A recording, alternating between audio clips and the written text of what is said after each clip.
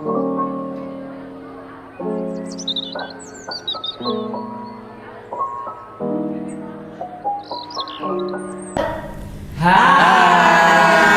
Sekarang kalian lagi nonton kita di Jendela Pandang. Halo, nama gua Lutya. Jobdesk gua kali ini kamera. Halo, nama gue Alvira, jobdesk gue penata artistik. Halo, gue Safa, jobdesk gue nggak nentu, tapi di produksi kali ini jobdesk gue penata artistik sama sutradara. Halo, nama gue Feminur Fauzia, di jobdesk kali ini gue megang kamera. Halo, nama gue Farhan Effendi, di jobdesk kali ini gue jadi audio man. Halo, nama gue Muhammad Khalid Al-Khalusa, jobdesk gue itu editor. Halo, nama gue Arna Rasid, jobdesk gue kali ini gue jadi kameramen. Hai, nama gue Odi. Jobdesk kali ini gue jadi produser. Hai semuanya, nama gue Aisyah Maulia Darmawan. Kali ini gue jobdesknya jadi lighting. Halo, kenalin nama gue Abdul. Di sini gue jobdesknya sebagai audioman. Wah, beragam ya. Berbagai macam suku jobdesk. Kalian masih sekolah atau udah lulus nih? Masih. Alhamdulillah masih. Jurusan apa? Broadcast. By the way, waktu kalian milih jurusan BC, kalian expect-nya itu BC belajar tentang how to be artist atau emang udah tahu kalau BC itu untuk kerjanya di belakang layar? Kalau gua sih udah tahu kalau BC itu belajarnya di belakang layar. Kalau gue juga udah tahu, soalnya kan temen gue kayak rekomendasi BC-BC gitu, jadi gue searching. Iya sih, sama gue juga tahu kalau BC itu ya emang buat di belakang layar gitu. Gue taunya dari brosur sekolah yang brosur yang di bagian sekolah sih. Kalau gue sih emang udah tahu ya jurusan broadcast keseringannya di belakang layar. Kalau gue sih kayak how to be artist gitu. Kayak apa namanya? Cuma syuting doang, kayak di depan kamera, jadi talent, jadi pembawa acara kayak gitu. Kalau gue sih emang udah tahu kalau broadcast itu di belakang layar sih. Ya, kayaknya semua orang juga pasti bakalan tahu kali ya kalau misalnya broadcast itu udah pasti di belakang layar, karena kan yang dipelajarin juga kan tentang kamera, terus penaskahan. Jadi pasti semua orang udah pada tahu kalau broadcast itu di belakang layar. Kalau gue awalnya belum tahu broadcast itu kerjanya di belakang layar, taunya cuma how to be artist ya. Iya. Kalau gue sebelumnya nggak tahu sama sekali kalau broadcast itu belajarnya tentang apa sih. Cuman gue taunya dari brosur sekolah yang dibagiin. Oh gitu. Tapi dari awal kalian itu pengen masuk BC atau malah salah jurusan? Kalau gua sih dulu pengennya sih di perhotelan. Jauh ya. Jauh banget. Iya, makanya karena gua tahu kakak gua sekolah di sini, ya karena gua pengen tahu nih broadcast itu apa gitu. Jadi di broadcast. Kalau gue awalnya pengen banget RPL, soalnya kan temen gue anak RPL kan. Tapi karena gue tahu gue nggak mungkin gitu, jadi gue milih BC. Kalau gue emang pas masuk SMK Taruna Bakti emang udah ngincer BC dan alhamdulillah dapetnya juga BC. Alhamdulillah. Kalau gue awalnya mau masuk ke MM, tapi malah masuk ke BC, tapi nggak apa-apa sih. Kalau gue awalnya emang pengen aja sih masuk broadcast pas kelas 11. Oh, udah tahu secapek itu ya jurusan broadcast. Kalau gue sih pengennya itu multimedia, karena gue minatnya di ngedit doang tanpa harus tampil depan layar. Tapi malah dapetnya BC. Kalau gue sih emang dari awal niatnya udah mau masuk broadcast dan alhamdulillah masuk broadcast. Sebenarnya kalau multimedia sama BC sama aja nggak sih? Iya kan? Sebenarnya berkesinambungan gitu. Jadi kalau misalnya gue dapat BC ataupun MM ya gue fine aja. Ya sama kayak Odi, gue tadinya pengen masuk multimedia. Udah berharap banget di multimedia, tapi malah masuk BC. Jadi oke, fine aja, sama aja sih sebenarnya. Gue juga tadinya mau masuk multimedia, cuman keterimanya di broadcast, sama aja sih. Nah, kita kan udah tahu, udah kenalan juga nih sama kalian semua dan udah tahu job desk masing-masing. Sebenarnya apa sih alasan kalian milih job desk itu? Kalau gua sih milih job desk kamera karena gue pengen mendalemin tentang kamera gimana gitu. Kalau gue milih penata artistik karena ya mau coba-coba aja kan sambil belajar-belajar gitu. Kalau gue milih penata artistik karena emang sebelumnya gue belum pernah nyoba job desk itu, akhirnya gue coba. Terus kalau sutradara karena emang kebetulan teman-teman kelompok gue belum ada yang siap, jadi ya udah gue aja. Kalau gue jadi kamera emang pengen nyoba aja sih, kan kata guru BC juga kalau bisa ganti-gantian gitu ya, biar nyobain semua, biar belajar gitu. Kalau gue sih di project kali ini gue milih audio man karena yang nggak terlalu berat juga sih job desk-nya. Kalau gue sih jadi editor karena emang minatnya gue itu ngedit doang sih. Karena bisa fokus ke satu laptop doang tanpa harus ke yang lain. Di job desk kali ini gue jadi kameramen karena sebelumnya sudah menjadi audio, lighting, dan art, dan gue mau nyoba yang baru gitu biar bisa semua di berbagai hal. Oke, kenapa gue milih jadi produser? Karena sama sih kayak tadi alasannya kayak Safa, karena kelompok gue mungkin belum ada yang siap untuk jadi produser, makanya gue jadi produser. Sama gue pengen tahu aja produser tuh ngapain aja sih sebenarnya, kan katanya kan produser banyak dipraknya kan. Jadi mereka produser tuh nyiapin apa aja sih diprak kayak gitu. Kalau gue kenapa milih lighting karena gue pernah waktu itu jadi lighting, terus abis itu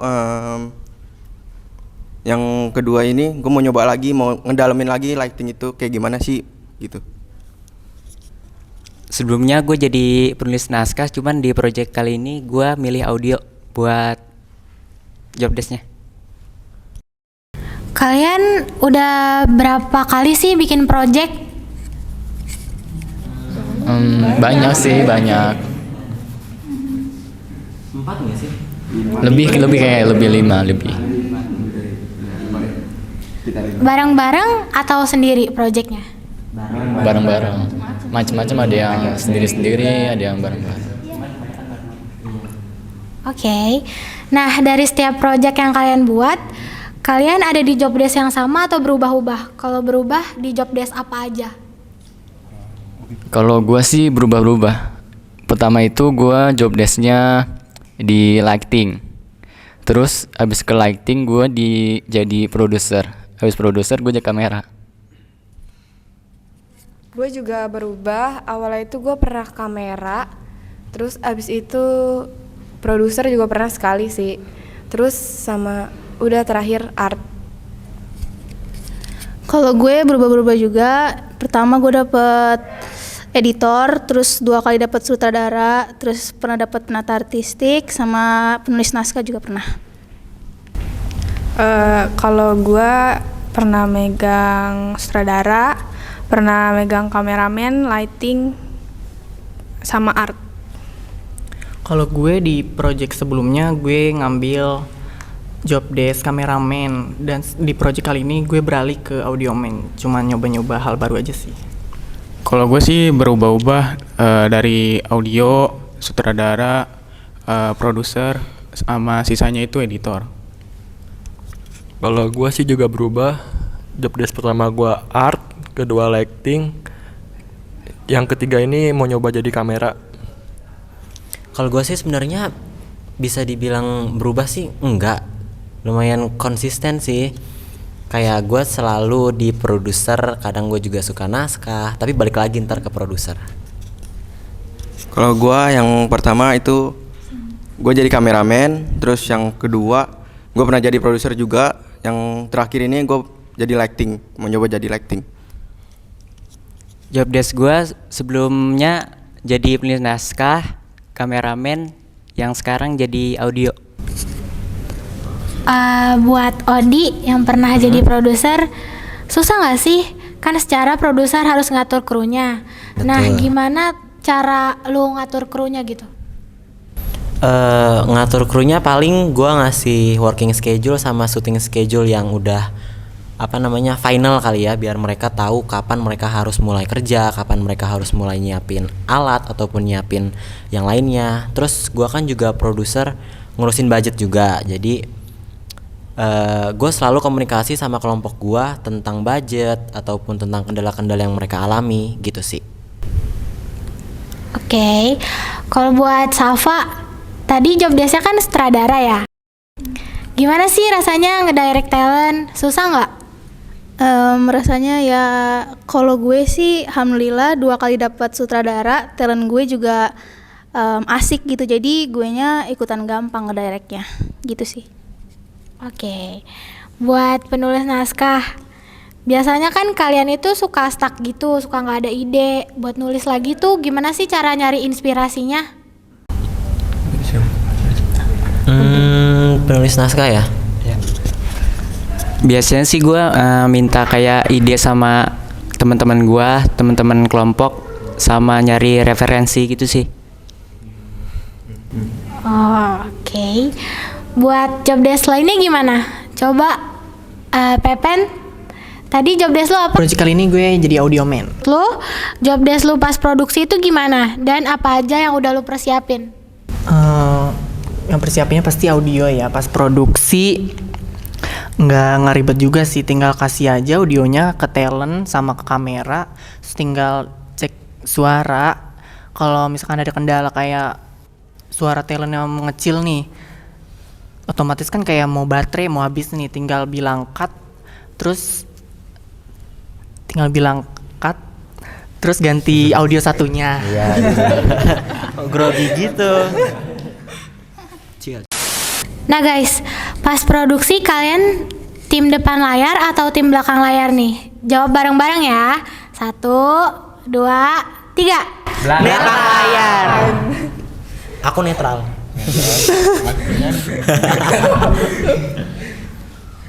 Pengen aja gitu, pengen di depan layar, pengen di belakang layar. Seru aja kayaknya di depan. Yang milih belakang layar kenapa alasannya? Kalau gue karena kurang bisa buat speak up di depan gini, jadi gue milih belakang layar. Alasan gue milih belakang karena gue ngerasa lebih powerful aja gitu kalau misalnya gue gitu sih. Alasan gue sama sih kayak Pira, kurang pede aja gitu kalau di depan layar gini. Kalau gue tim belakang layar karena anak-anak yang bertenaga banget. Powerful. Iya. Kalau gue sama kayak Sapa, nggak pede di depan kamera. Siapa yang gak pede? Gue pede. Tahan dulu untuk pembahasan selanjutnya. Kayaknya kita break dulu kali ya. Setelah jeda yang akan datang, tetap di Jendela Pandang.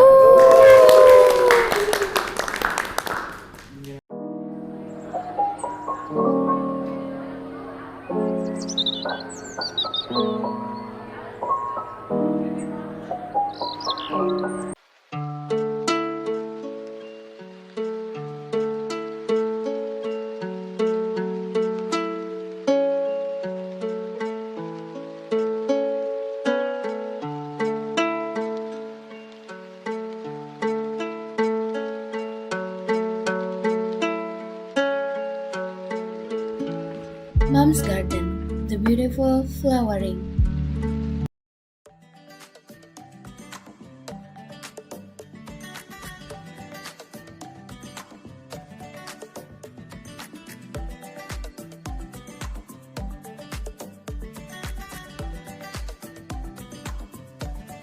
Perpaduan susu dan stroberinya segar banget. Ditambah kunyah-kunyah stroberinya makin seru deh. Buruan coba.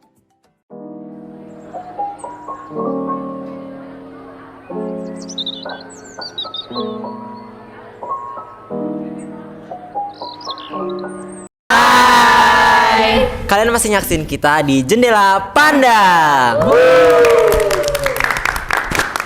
By the way, karena kalian orangnya banyak nih, nah, mungkin teman-teman di rumah suka lupa gitu sama nama kalian. Kita kasih name tag aja kali ya.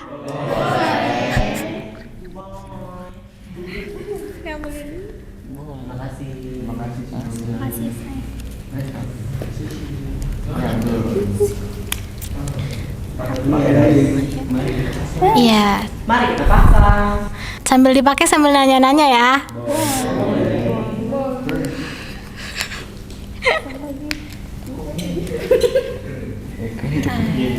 Jadi kalian kan anak BC nih, dan BC identik dengan produksi terus, entah produksi film, drama, non drama. Nah, kalian belajar apa aja sih selain produksi gitu? Kita belajar materi juga sih, materi kayak buat mendalamin produksi gitu. Terus ada praktek-praktek juga. Ada editing juga ya yang pasti. Terus juga sekarang kan masih pandemi gini kan. Sebenarnya pas awal-awal sekolah di rumah kalian tuh seneng gak sih? Kalau gue sih kurang seneng sih, ya karena gak dapet duit buat ke sekolah. Ya tapi seneng juga di rumah gitu. Kalau gua awal-awalnya seneng soalnya kan 2 minggu doang tuh katanya. Taunya udah 1 tahun lebih. Iya. Kalau gue sih seneng banget karena emang dari dulu gue pengen homeschooling dan kesampaian.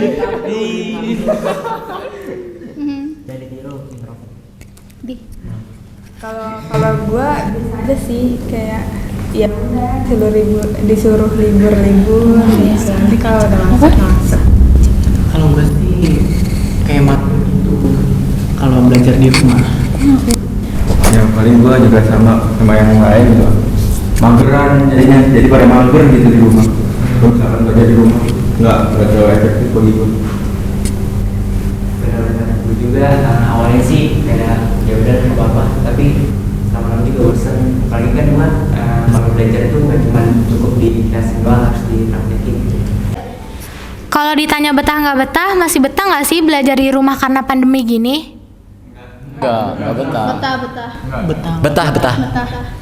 Gue sama-sama sih betah. Tapi nilai gimana? Aman nggak? Wah, Aku boleh cerita nggak? Aku boleh cerita nggak? Boleh ya? Kan sempet ini nih ya, apa namanya, ada uji level bukan sih?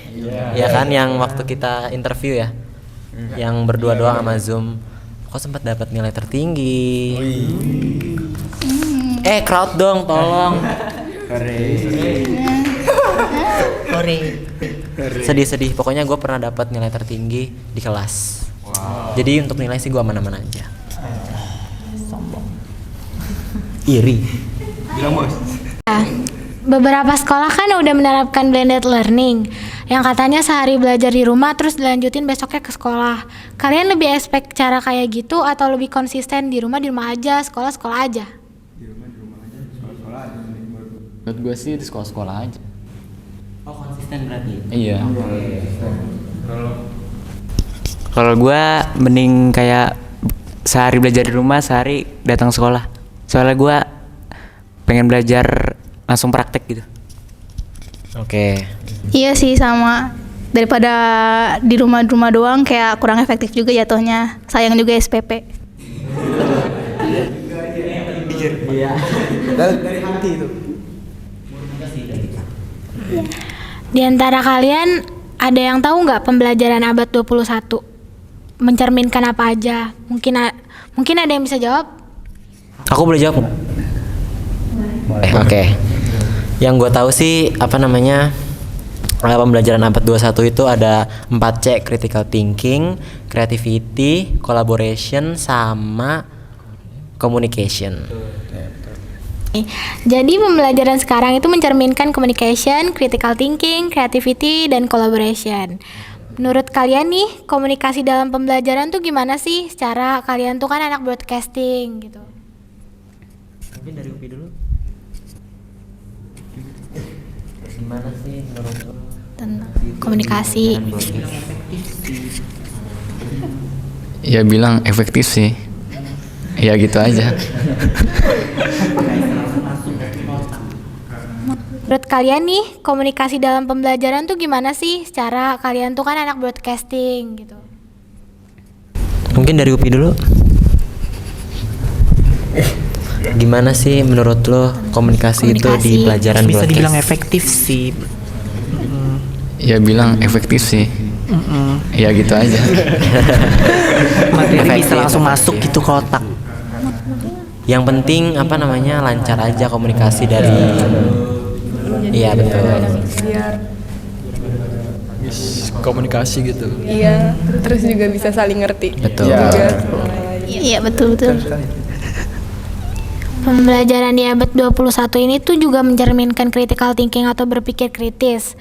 Kalian tuh mengharuskan diri kalian untuk berpikir kritis pada saat kayak apa? Paling pas lagi nyari ide kali ya. Ide buat set desain ataupun nulis naskah. Itu butuh banget yang namanya critical thinking. Bener banget. Yang lain sama? Kalau gue pakai critical thinking buat pembagian waktu gitu. Biasanya kan ada tugas yang deadline-nya mepet, gimana caranya supaya gue bisa ngerjain semuanya dalam 4 waktu gitu. Yap. Yang lain? Sama sih. Oke, kalau ngomongin kreativitas mah anak BC nih ya kan jagonya. Tapi pernah gak sih kalian kayak buntu gitu, gak ada ide, terus cara ngatasinnya gimana tuh? Tadi kan kita udah denger jawaban dari penulis naskah. Kalau jawaban yang lain gimana? Gimana Pi? Gimana? Ini kali ya, kalau misalnya lagi putus ide, coba buat rehat sebentar, terus cari referensi, betul. Kalau nggak sambil dengerin lagu nggak sih? Betul, bisa. Biar lebih rileks. Bikin rileks tubuh aja, Iya, bener. biar siapa tahu ntar Refresh ide otak. datang lagi. Iya. Auto masuk ide. Gitu, host. Terus nih, anak BC pasti collab terus kan ya di setiap project kalian. Kalian pernah nggak kayak berdebat atau selisih pemikiran antara satu tim gitu? Gimana sih cara ngatasinnya? Kalau ngomongin selisihan begitu sih, kok selisih sih? Maksudnya perselisihan kayak gitu ya, perbedaan pendapat pasti sering ya. Pernah. Cara ngatasinnya biar baikan lagi. Cara ngatasinnya ya kita saling itu aja apa salah mengamat satu sama lain gitu kelompoknya. Kalau gue karena gue nggak bisa speak up, jadi gue lebih milih dipendem aja sih sendiri. Yang bagusnya mah diomongin dulu ya. Kalau misalnya diomongin tapi temennya masih keras kepala, ya udahlah, ya udahin aja. Iya. ya lebih baiknya sih didiskusiin bareng-bareng gitu ya, biar saling ngerti, jadi selesai gitu. Sama sih kayak sebelumnya. Emang keren-keren banget nih ya anak BC jawabannya. Oke, kita rehat sejenak dengan commercial break. Stay tune.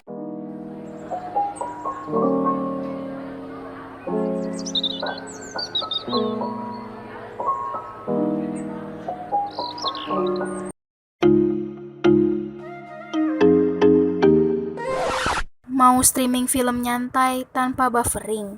Bisa banget. Order aja sih di Las Pelises. Kamu bisa nonton film atau serial TV kesukaan kamu tanpa harus keluar kuota. Las Pelises, good watch, good price, good mood.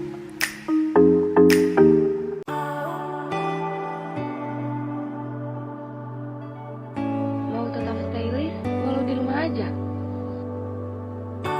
Yuk, koleksi baju-baju di Om Zek Wedding dengan harga yang terjangkau dan tidak bikin dompet menangis. Baju ini terbuat dari katun, jadi mudah menyerap keringat dan tidak membuat gerah saat dipakai. Mau baju yang gak bikin gerah? Om Zek Wedding aja.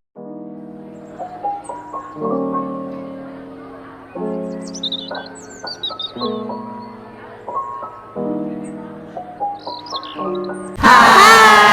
Kalian masih nyaksin kita di Jendela Pandang. Nah, kita udah ada di segmen terakhir nih.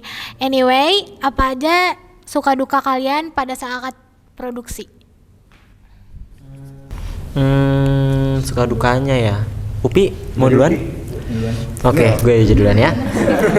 Buat suka dukanya dulu kali ya. Sukanya pasti kita bisa ngerjain bareng sama temen, terus bisa kumpul, nemuin apa namanya? Iya. Iya. Terus untuk dukanya paling di beda pendapat. Iya, beda pendapat, terus budgeting kali ya. Karena kan pas kita produksi kan nggak semuanya punya uang lebih.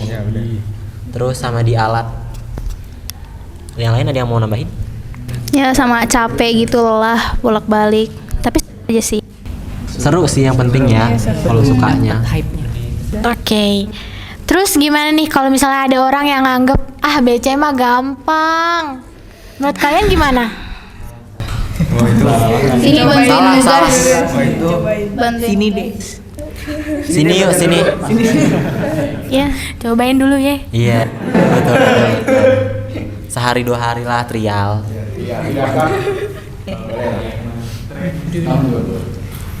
Kan udah kelas 11 nih ya. Bentar lagi kelas 12. Setelah lulus SMK niatnya mau lanjut kuliah atau mau langsung kerja? Gimana kalau kita jawab bareng? Seru kali ya?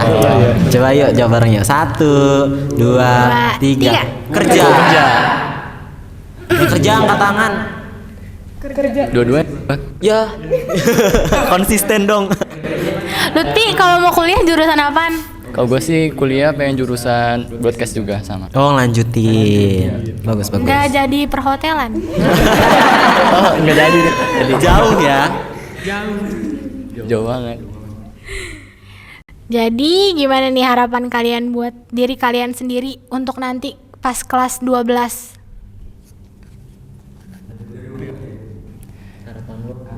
Gua bisa lulus ya baik sih. Terus bisa masuk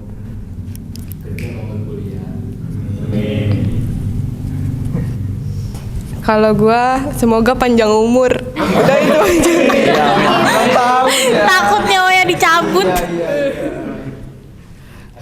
Kalau gue harapan buat diri gue ya kuat-kuatin, semoga nggak banyak nangis, gara capek, ya bisa lah gue. Semoga nilainya bagus. Masih kayak siapa? Kuat-kuatin. Sama sih kuat-kuatin sampai kayak PKL gitu. Semoga bisa serius. Kalau dari gue sih lebih semangat lagi biar nggak males-malesan. Kalau gua sih semoga nilainya bagus dan lulus, itu aja sih. Semoga untuk diri gua ke depan dan yang lainnya lebih serius buat belajarnya, terus lebih sehat. Amin. Secara physically or mentally. Oh, amin. Terus apa lagi ya? Ya pokoknya yang terbaik lah buat kedepannya. Kalau gua berharap mager gua hilang. Karena gua mager banget. Orangnya parah. Kalau gua supaya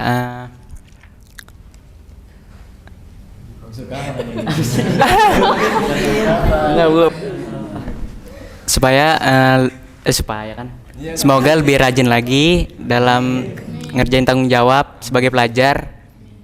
Itu aja sih. Oh ya, by the way, kalian tadi di segmen 1 yang jawab tim belakang, gimana nih rasanya jadi tim depan layar? Ngomong di depan kamera, gimana rasanya? Gimana guys? Ya not bad lah. Tapi kayak kurang powerful gitu rasanya. Ayo semangat dong. Karena aku tim netral, jadi aku sih fan-fan aja. Yes. Terakhir, ada saran gak nih buat sobat di rumah yang mau melanjutkan SMK dan mau di jurusan broadcast? Satu-satu kali ya. Iya, satu-satu. Ini sama duluan. buat mau masuk Adik-adik. buat adik-adik yang mau masuk di SMK ini, terutama broadcast, ya kuatin mental aja. Siapkan mental kalian. Kalau misalnya kalian mau tahu cara kerjanya di belakang layar tuh kayak gimana ya nggak apa-apa lah masuk sini. Kalau dari gue pastiin emang benar-benar suka mau masuk broadcast gitu dan benar harus siap mau capek. Kalau gue yang suka praktek sih masuk sini nggak apa-apa. Cocok. Iya cocok. Buat sobat yang di rumah kurang-kurangin mager ya kalau ini broadcast. Itu Iya. aja sih.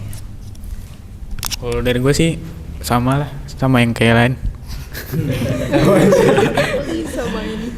Kalau buat adik kelas yang mau masuk broadcast sih ya siapin mental dan rajin aja sih. Agar nggak ketinggalan pelajaran. Ya buat kalian yang mau masuk broadcast, pastiin kalian suka di belakang layar, kalian penasaran sama apa sih namanya kerja-kerja orang-orang kru TV, sama jangan lupa bahagia. Kalau dari gua intinya percaya diri. Percaya diri, siapin mental, itu parah banget mental, harus benar-benar kuat. Bener banget. Kalau kalian mau masuk broadcast harus percaya diri, persiapin mental, fisik juga perlu banget ya kan? Karena menurut gue capek banget. Itu aja sih. Mental, intinya mental. Oke, terima kasih Lutfi, Alvira, Safa, Pemi, Pepen, Halid, Ocit, Odi, Hisham, sama Abdul sudah mau berpartisipasi dan sharing di tema kita kali ini yaitu pembelajaran abad 21. So, see you next time on Jendela Pandang.